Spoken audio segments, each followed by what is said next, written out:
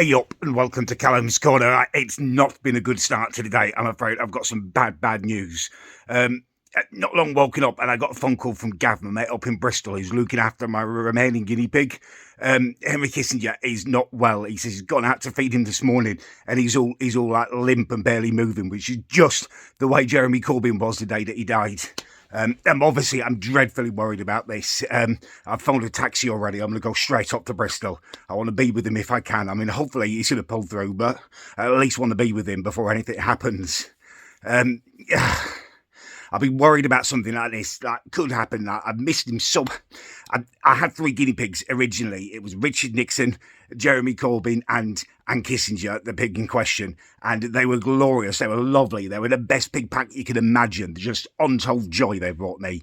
And then sadly, Jeremy Corbyn passed away. I've no idea what brought it on or anything. Just one morning he was all limp and lifeless. And then a couple of hours later, he was gone. And something changed when he passed away. The other 2, like Nixon, turned on Kissinger. I had to rehome him in the end. He kept attacking him. And then I moved down to the Isle of Wight, and he was meant to come with me, but I had to, my washing machine, I had to get a washing machine. I didn't have a washing machine, and they couldn't deliver it to the Isle of Wight. I had to get it to the van, delivered in Bristol for me to take in the van, and then I couldn't fit him in the end, and Gav was meant to bring him down before now, and it's been months since I've seen him. I'm waiting at the boat station now, in my haste to leave. I didn't think about the bloody timetable. I've got to wait here 40 minutes, but I just want to get there. My biggest worry is that I'll be too late. That's unthinkable, that I won't get to stroke him one last time. I'm finally here. I have arrived in Portsmouth. I'm just sitting down and trying to calm myself down slightly. I feel so hectic, so full of tension. It's been a big traumatic start to the day. You know, I got the phone call first thing this morning from Gav, and obviously I've just dropped everything. This is Kissinger we're talking about. He's a legend. I need to get off to Bristol. I've had no time to plan. I didn't even have time to poop before I got in a taxi this morning. Because it wasn't planned, I had ages to wait in ride for the bloody boat, and I got myself a frothy coffee, had it on the boat, and nature took its course, and I've had to public poop a minute ago in the bloody boat station toilet. That's the last thing I need to be dealing with on a morning like today. You had a traumatic day like today. It's a bloody nightmare.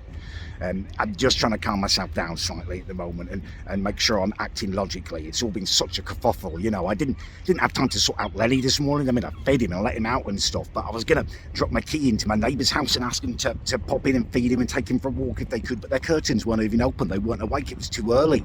I had to leave my back door unlocked in the end. You know, I've messaged my neighbour and they've since messaged back confirming they're fine to pop in and stuff, but I'm worried. You know, back door's unlocked. I could get burgled.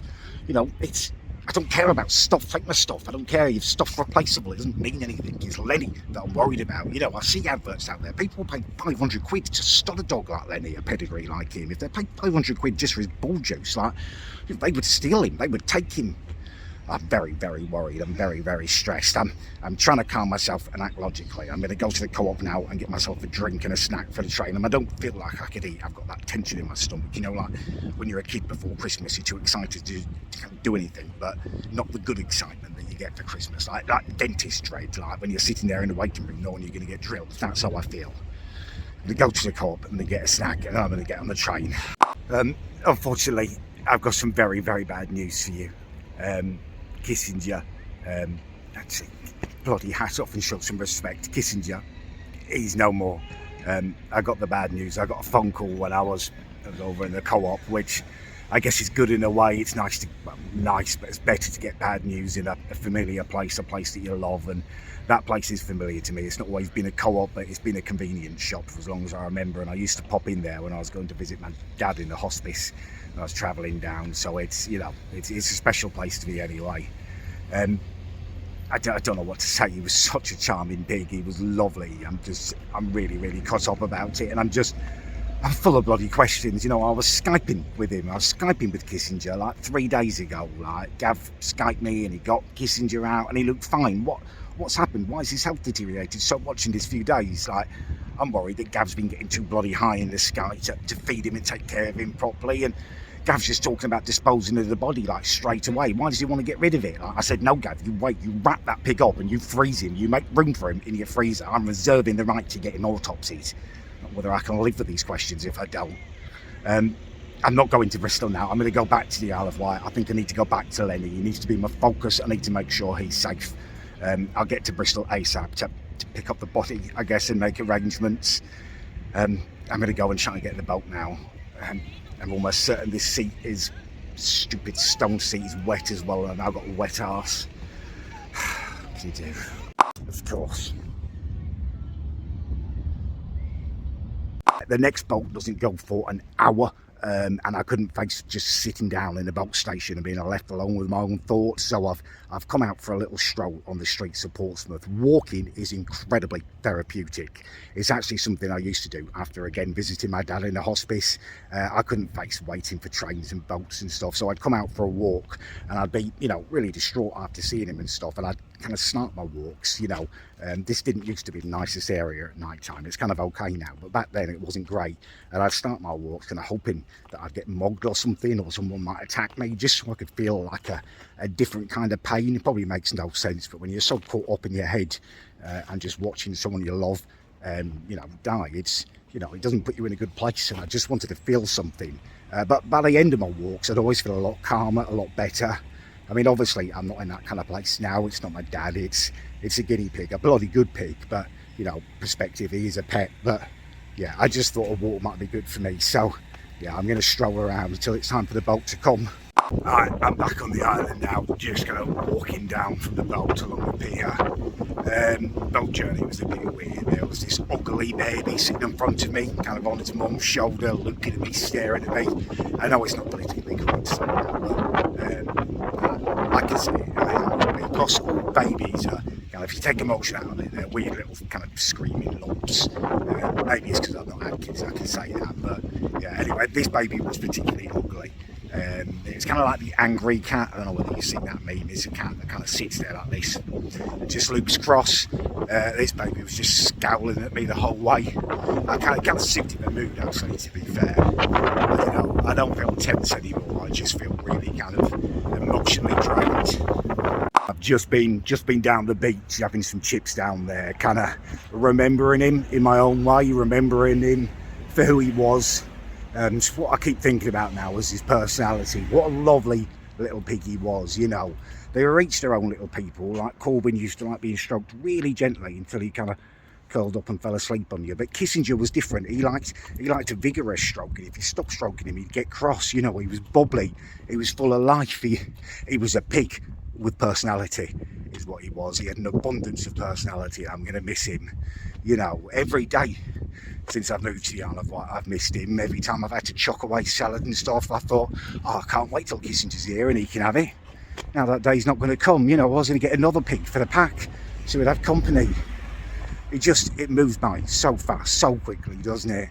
The other day I was looking in the mirror, I'd been growing my hair and the light was shining through it. I realised it was going a bit thin, it was receding, I had to shave it off. I was saying that I'm just struck by life is just moving so fast, it slips by you. I need to make the most of every single day. I should be vlogging every single day. I should be just being myself and making the most of it.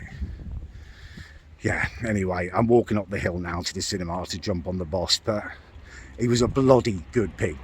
Say his name, Kissinger. We will remember. Right, I'm back home again now. Travelling's actually been quite good for my state of mind. It's definitely given me time to reflect, feel a bit calmer and stuff. I think I did lash out slightly at Gav earlier, and I need to I owe him an apology, because he was kind enough to look after that pig, and I know he wouldn't have neglected it. Every time I Skyped him when I went round there, when I was visiting Bristol and stuff, I could tell, he adored that pig. To know him was to love him, Kissinger, it's not his fault. I'm just frustrated at the way the circumstances have all worked out. He should have been here a long time ago, and Gav, he was going to bring him down, but I know he couldn't because of COVID and stuff. He kept having to work and stuff. It's all bloody political nowadays, isn't it? That's what hurts the most, really. Would have loved that opportunity to see him again, but it's bloody politics has got in the way. Yeah, I'm gonna light a candle for him this evening once it gets dark. And I'd encourage all of you to kind of remember him in your own way. If there's anything I can kind of take away from this, it's that I've got to seize the moment. Life is happening, it's short. Yeah, I've got I'm a third of the way through my life, but I might not always be, this able-bodied and stuff. I need to seize the bloody day. I've decided I'm gonna open my TikTok. I've been speaking about it on stream recently. Like, I barely dance for enjoyment at all anymore, and I love dancing. You know, I've got moves and I've got grooves. Not being big-headed, but it's factual. You know, I'm a good dancer, and I need to, you know, get in touch with that part of me again, because it's a whole sensitive side of me that I should be expressing somehow. So I'm gonna do it. I'll open my TikTok. I'll even put a little link in the description if you want to follow me. I'll get on that and get my dancing going and upload soon. Make sure I'm expressing myself to my bloody fullest. All right, I'm going to leave it there. It's a sad day. Like I say, I light a candle, and I do encourage all of you just to spend a moment and, you know, remember Kissinger in your own way, because I know he meant a lot to you guys too. Right, can't like the video, can't dislike it. It's not that kind of vlog, is it? Thank you for watching though, and I'll be back with you soon.